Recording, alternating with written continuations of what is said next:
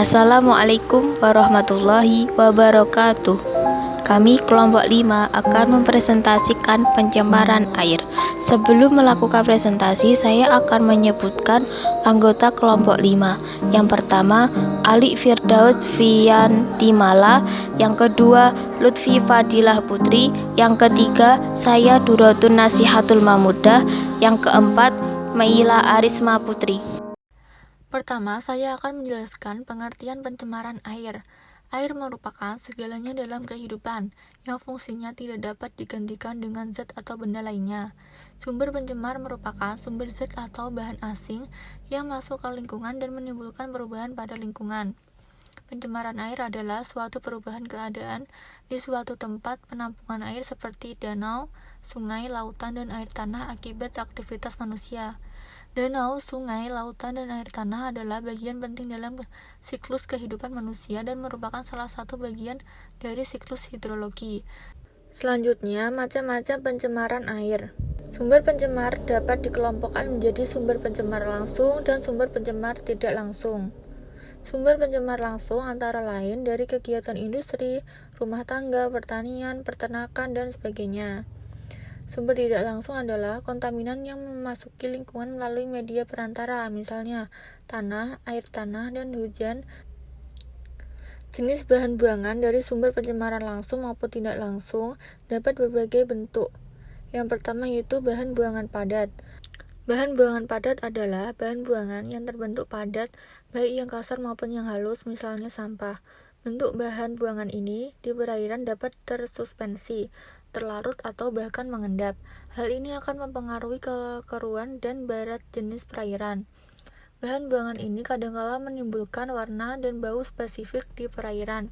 Jika warna perairan gelap, akan mempengaruhi penetrasi sinar matahari ke dalam air. Sinar matahari sangat berguna untuk fotosintesis. Yang kedua yaitu bahan buangan organik. Mencakup bahan buangan yang dapat didegradasi oleh mikroorganisme. Hal yang penting adalah sebaiknya tidak membuang bahan buangan organik ini ke dalam perairan karena akan menyuburkan perairan, sehingga timbul bakteri patogen. Bahan buangan organik sebaiknya dibuat kompos atau untuk diproses menghasilkan gas metan. Yang ketiga yaitu bahan buangan anorganik. Bahan buangan anorganik berupa bahan buangan atau limbah yang sulit terurai atau didegradasi oleh mikroorganisme. Apabila masuk ke dalam perairan, maka akan terjadi peningkatan ion logam di perairan yang berasal dari industri, misalnya timbal, kadmium, air raksa, krom, dan nikel. Selanjutnya yaitu bahan buangan olahan bahan makanan. Merupakan bahan buangan organik yang memiliki kekhasan yaitu bau yang sangat menyengat. Apabila bahan makanan mengandung protein dan gugus amin, maka akan menjadi senyawa amonia yang mudah menguap dan berbau busuk. Mikroorganisme yang terdapat di dalamnya juga terdapat bakteri patogen yang membahayakan kesehatan manusia. Selanjutnya, bahan buangan cairan berminyak merupakan bahan buangan yang tidak dapat larut dari dalam air, sehingga akan mengapung di permukaan perairan. Lapisan minyak akan menghalangi cahaya matahari masuk sehingga menghambat proses fotosintesis. Peristiwa ini akan menurunkan kadar disolved oksigen di perairan. Selanjutnya yaitu bahan buangan zat kimia. Bahan buangan zat kimia terdiri dari bahan sabun atau deterjen, bahan pemberantas kimia atau insektisida, zat warna kimia. Bahan buangan sabun di perairan ditandai dengan adanya buih-buih sabun di permukaan perairan.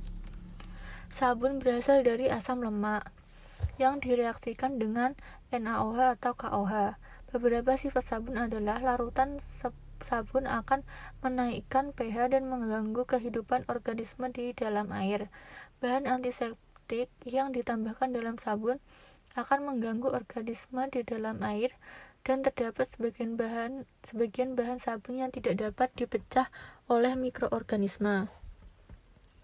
Pemakaian bahan natrium atau Na dan kalium atau K dapat meningkatkan kesadahan air.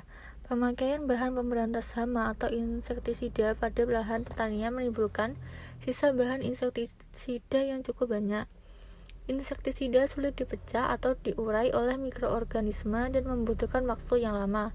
Akibatnya akan menurunkan kadar oksigen terlalu di dalam air. Selanjutnya yaitu zat warna kimia, merupakan zat yang banyak digunakan dalam industri dan untuk membuat produk menjadi menarik. Zat warna merupakan racun dan bersifat karsinogenik bagi tubuh karena tersusun dari zat kimia yaitu kromogen dan auxokrom. Jenis polutan antropogenik adalah polutan yang masuk ke badan air akibat aktivitas manusia, misalnya kegiatan domestik atau rumah tangga, kegiatan urban atau perkotaan, maupun kegiatan industri. Berdasarkan sifat toksiknya, polutan atau pencemaran dibedakan menjadi dua, yaitu polutan tak toksik dan polutan toksis. Polutan tak toksik biasanya berada pada ekosistem secara alami, bersifat mencemari jika terdapat dalam jumlah yang berlebihan, sehingga dapat mengganggu kesetimbangan ekosistem melalui proses fisika dan kimia perairan. Polutan dan toksik terdapat dari bahan-bahan tersuspensi dan nutrien. Bahan-bahan tersuspensi mempengaruhi sifat fisika perairan, misalnya meningkatkan kekeruhan dan menghambat penetrasi sinar matahari. Keberadaan nutrien dan unsur hara yang berlebihan dapat menimbulkan penggayaan perairan yang mengganggu kesetimbangan ekosistem akuatik secara keseluruhan. Sementara polutan toksik dapat menyebabkan kematian atau letal dan tidak menyebabkan kematian atau subletal. Misalnya terganggunya pertumbuhan, tingkah laku, dan morfologi organisme akuatik. Polutan toksik biasanya berupa bahan-bahan yang bukan alami, misalnya pestisida dan deterjen. Selanjutnya, penyebab pencemaran air. Ciri-ciri air yang telah tercemar adalah yang berwarna, berbau, dan berasa. Air yang berwarna umumnya berasal dari limbah, baik limbah pabrik maupun rumah tangga. Air yang berbau juga disarankan untuk tidak digunakan karena bisa jadi air tersebut telah tercemar oleh bahan kimia maupun dari aktivitas organisme di dalam air. Selain itu, air yang berasa juga harus dihindari dan tidak digunakan. Faktor-faktor penyebab adanya pencemaran air adalah yang pertama, sampah organik dan anorganik. Sampah merupakan salah satu penyebab pencemaran air. Hal ini dikarenakan banyak sekali sampah yang dibuang ke sungai. Hal tersebut menyebabkan air sungai menjadi tercemar. Sampah tidak hanya mempengaruhi pencemaran air melalui laut maupun sungai saja, namun bisa juga mencemari sumber air manusia dengan meresap ke tanah, sehingga sumber air tanah menjadi terkontaminasi sampah itu. Yang kedua, limbah industri. Limbah industri cair yang dibuang ke laut atau sungai tanpa diolah terlebih dahulu juga dapat mencemari lingkungan perairan. Sehingga alangkah baiknya jika sebelum dibuang, limbah tersebut diolah terlebih dahulu agar tidak merugikan lingkungan sekitar. Yang ketiga, bahan peledak untuk menangkap ikan. Bahan peledak dapat mencemari air laut serta dapat merusak ekosistem di dalamnya. Salah satunya adalah ekosistem terumbu karang. Selain itu, dengan bahan peledak juga bisa mematikan ikan-ikan kecil dan ikan-ikan besar sehingga dapat menghambat regenerasi ikan. Yang keempat, deterjen. Penggunaan deterjen dan pembuangan limbah deterjen langsung ke dalam air akan menyebabkan berbagai masalah untuk ekosistem sungai. Tidak hanya menyebabkan pencemaran pada air, tetapi ikan-ikan dan organisasi yang hidup di dalam air akan mati karena limbah deterjen. Yang kelima, pertambangan. Salah satunya adalah pertambangan batu bara. Hal tersebut dikarenakan ketika batu bara dibakar, maka merkuri yang terkandung di dalamnya terlepas bebas di udara. Merkuri tersebut dapat kembali lagi dan masuk ke dalam tanah sehingga dapat mencemari air. Yang keenam, peternakan dan perikanan. Limbah kotoran dan sisa-sisa makanan dari ternak, jika dibuang tanpa diolah ke sungai, dapat mencemari air, sehingga dibutuhkan sistem pengolahan khusus untuk mengatasi limbah tersebut agar tidak mencemari air. Yang ketujuh, karena limbah pertanian. Hal tersebut berkaitan dengan penggunaan pestisida maupun pupuk kimia yang digunakan untuk pemeliharaan tanaman. Limbah ini akan mencemari sumber air dan bahkan bisa berbahaya bagi masyarakat saat mengkonsumsinya. Yang kedelapan, faktor tumpahan minyak di laut. Tumpahan minyak di laut sangat berpengaruh terhadap keseimbangan ekosistem di laut. Tumpahan minyak di laut merupakan salah satu penyebab pencemaran air yang sangat buruk. Kebanyakan kilang minyak memang berada di laut. Hal tersebut menyebabkan jika minyak tumpah atau ada yang bocor, maka laut tentunya akan tercemar. Berbagai macam makhluk laut akan mati karena tumpahan minyak tersebut. Faktor yang terakhir yaitu faktor perusakan hutan. Perusakan hutan juga menjadi penyebab pencemaran air karena pembuangan kayu ke sungai dan juga gundulnya hutan dapat menyebabkan pencemaran karena tidak ada lagi tumbuhan yang bisa menjaga kelestarian hutan. Sehingga, hutan wajib dijaga oleh setiap orang karena merupakan salah satu sumber kehidupan manusia sebagai penghasil oksigen dan juga menjaga kebersihan air. Kemudian, akibat atau dampak yang ditimbulkan oleh pencemaran air dapat dikategorikan ke dalam 4 kategori. Dampak terhadap kehidupan biota air. Zat pencemar dalam air akan menurunkan kadar oksigen yang terlarut di dalam air. Oksigen diperlukan untuk menguraikan atau mendegradasi zat-zat pencemar. Kehidupan air memerlukan jumlah oksigen yang cukup. Jika kadar oksigennya menurun, maka kehidupan biota air menjadi terganggu. Kematian biota air seperti ikan-ikan dan tanaman air juga dapat disebabkan oleh adanya zat-zat beracun. Jika bakteri mati, maka proses penjernihan air limbah secara alamiah juga akan mengalami hambatan. Polusi termal dari limbah juga akan mengganggu kehidupan biota perairan. Yang kedua, dampak terhadap kualitas air tanah. Polutan akan meresap ke dalam tanah melalui pori-pori tanah. Pada proses peresapan ini, tanah akan menjadi jenuh. Hal ini akan menimbulkan gangguan terhadap air tanah sebagai salah satu sumber air minum yang paling banyak dimanfaatkan oleh manusia. Yang ketiga, dampak terhadap kesehatan. Dampak ini tergantung dari kualitas airnya, karena air merupakan salah satu media penyebaran penyakit. Di Indonesia sendiri, terdapat beberapa penyakit yang dikategorikan sebagai penyakit yang dibawa oleh air, atau biasa disebut waterborne diseases. Penyakit tersebut dapat menyebar jika mikroba penyebabnya masuk ke dalam sumber air yang digunakan untuk kehidupan sehari-hari. Jenis mikroba yang penyebarannya melalui air cukup banyak, seperti bakteri, protozoa, dan virus. Beberapa penyakit yang termasuk dalam kategori waterborne diseases beserta agen pembawanya dapat dilihat pada tabel 1 berikut. Dan dampak yang terakhir adalah dampak terhadap estetika lingkungan. Proses industri menghasilkan hasil samping berupa limbah atau bahan buangan. Jumlah yang dihasilkan berbanding lurus dengan tingginya kegiatan produksi. Limbah dapat diolah dengan cara diendapkan terlebih dahulu. Namun, metode ini menimbulkan dampak bau menyengat. Penumpukan limbah juga memerlukan wilayah yang luas agar tidak mengganggu sanitasi dan kesehatan di pemukiman penduduk. Masalah itulah yang disebut sebagai masalah estetika lingkungan. Limbah minyak dan lemak juga menimbulkan masalah estetika lingkungan, yaitu di sekitar tempat pembuangan menjadi licin. Pada tempat pembuangan dan pengolahan limbah, masalah bau pada umumnya timbul dari beberapa kegiatan, seperti tangki pembuang limbah industri, tangki pembusuk limbah yang mengandung hidrogen sulfida atau H2S, dan proses pengolahan bahan organik. Upaya mengatasi pencemaran air. Air atau sungai dapat menyebabkan sumber malapetaka bila tidak dijaga, baik dari segi manfaatnya maupun pengamanannya.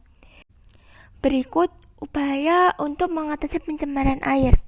Yang pertama adalah reboisasi. Dengan melakukan reboisasi, berarti kita dapat membantu menumbuhkan kembali pepohonan. Baik itu di lingkungan, ataupun bisa dilakukan di sekitar hutan. Dengan melakukan reboisasi ini, maka bisa menjaga keseimbangan air berkat adanya pohon yang akan membantu mengikat air di dalam tanah dan tentunya bisa menjadi areal resapan air. Yang kedua adalah pengolahan air limbah.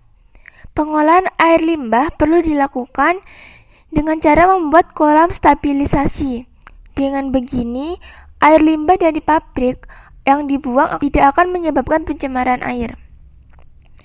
Selanjutnya adalah memakai deterjen yang ramah lingkungan. Penggunaan deterjen yang berlebihan dan membuangnya langsung ke air akan menyebabkan masalah untuk ekosistem di sungai dan membuat ikan-ikan serta organisme yang hidup di air tidak akan bertahan hidup.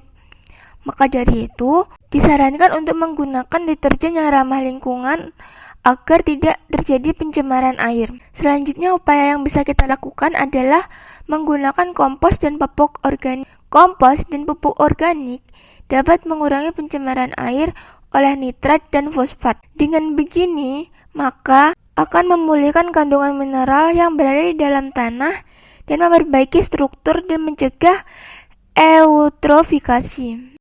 Menjauhkan sumber polutan dari sumber air. Menjauhkan polutan atau sumber polusi dari sumber air, khususnya sumber-sumber air yang vital atau digunakan oleh banyak masyarakat, caranya dengan mendirikan kawasan industri yang jauh dari sumber air yang digunakan oleh warga. Kawasan industri bisa didirikan di tempat yang masih sepi dan belum banyak penduduknya. Selanjutnya adalah tidak membuang sampah di sungai atau sumber air lainnya. Banyak orang yang masih membuang sampah rumah tangga mereka ke sungai.